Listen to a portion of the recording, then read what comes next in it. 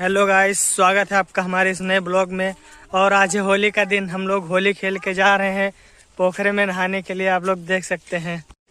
देखिए दोस्तों, सब लोग नहा रहे हैं यहाँ पे आज होली खेलने के बाद।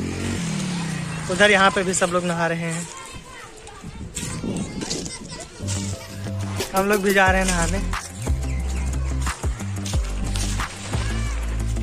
मैं जा रहा हूँ पोखरा में नहाने।